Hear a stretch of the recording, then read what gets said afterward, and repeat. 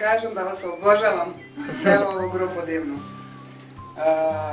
Zato što sam uvijek mislila da sam crna ovca. Sad si bela. Zbog toga što mnogo volim ljude. I to jednostavno izvira iz mene. I uvijek sam se pitala da li sam normalna. To ljudi primećuju, naravno pokušavaju da vas povrede, pokušavaju da manipulišu, da uzmu nešto od vas, da vas oštete. Ja nisam znala baš da se zaštitim od toga. I mislila sam da sam u manjini. Sad sam presrećna što vidim da ima puno takvih ljudi i što nisam u manjini. Puno ovca. Stvarno, i sad smo zajedno svi opet ovca, ali nismo crne. Ja moram da mi ispričam nešto.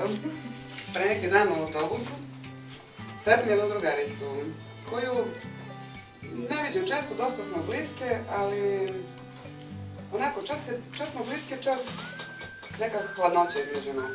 I pošto je ona trebala uskoro da izađe iz autobusa, sve nešto na brzinu, kaže, super, vidjela sam čime se baviš, ovo ono, no ti si uvijek bila dobra kao u tome, znaš, ti si uvijek pomagala, ti si super kao wow, vidim ja nešto hoće.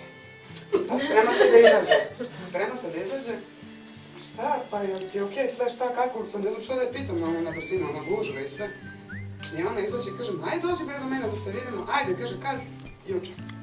Nađemo se nazad, ja njoj u stvari zakažem praktično neku konsultaciju, problem.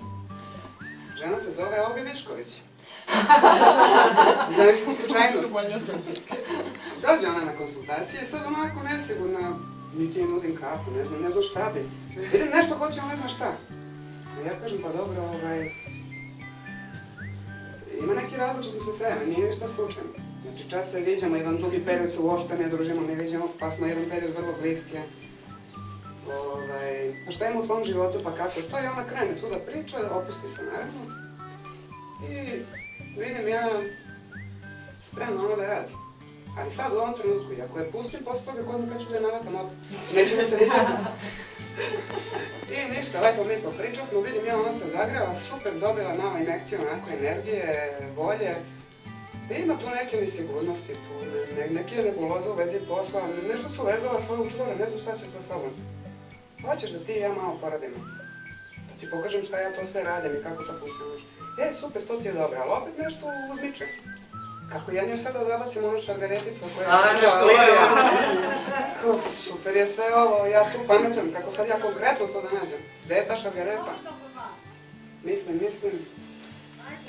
Ma rekao, aj se vidimo mi tamo u subotu u 2 sata, a može?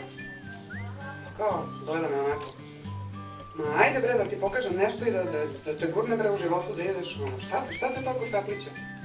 Hoćeš da radimo? Pa znaš da hoću. Ajde. I mi zapišemo lepo sastanak i u subotu u 14 časova. Eto nas da je ovde.